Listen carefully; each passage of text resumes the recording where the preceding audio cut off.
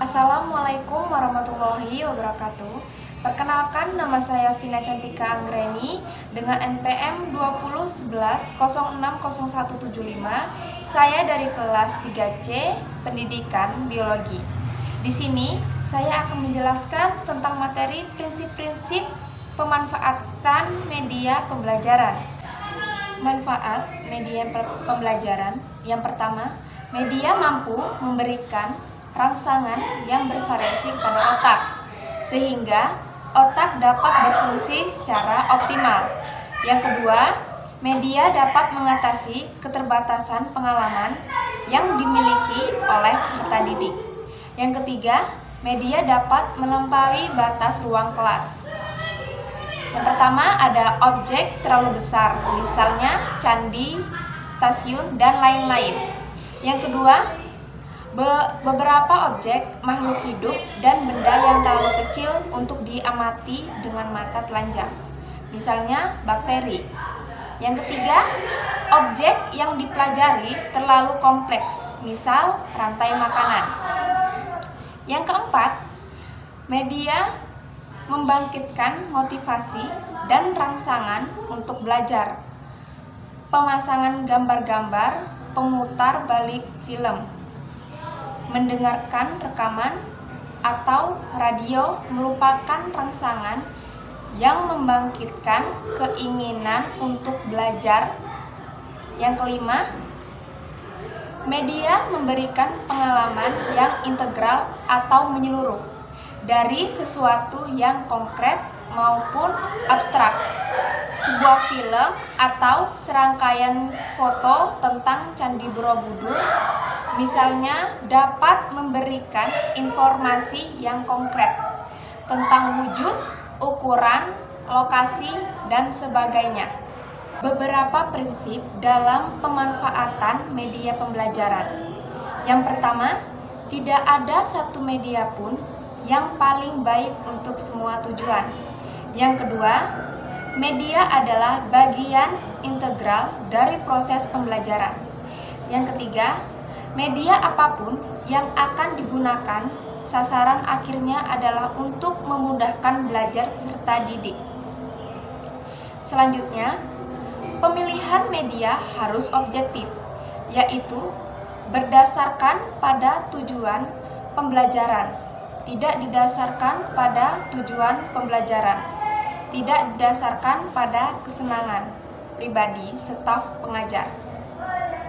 Selanjutnya, untuk mendapat memilih media dengan tepat, guru harus mengenal ciri-ciri dan tiap-tiap media pembelajaran.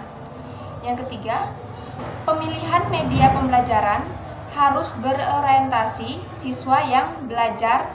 Artinya, pemilihan media untuk meningkatkan efektivitas belajar siswa.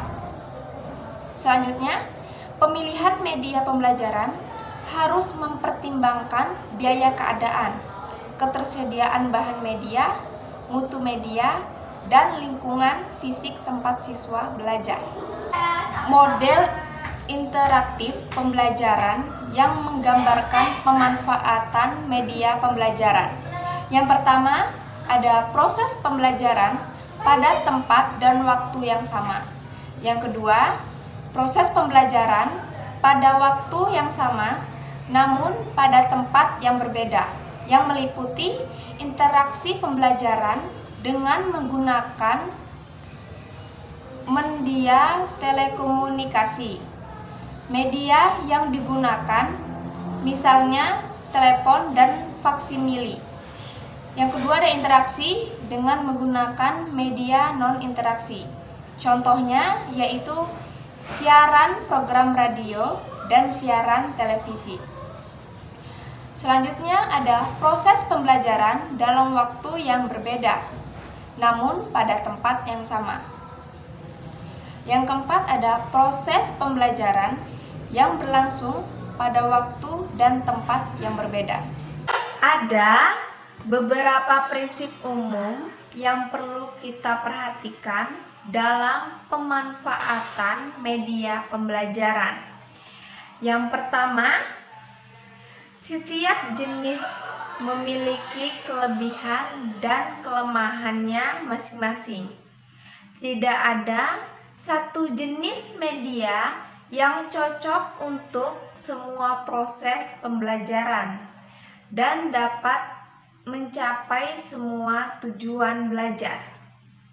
Ibaratnya, tak ada satu jenis obat yang manjur untuk semua jenis penyakit. Penggunaan beberapa macam media secara bervariasi memang diperlukan, namun harap diingat bahwa penggunaan media yang terlalu banyak pembelajaran justru akan mencengangkan dan tidak akan memperjelas pelajaran.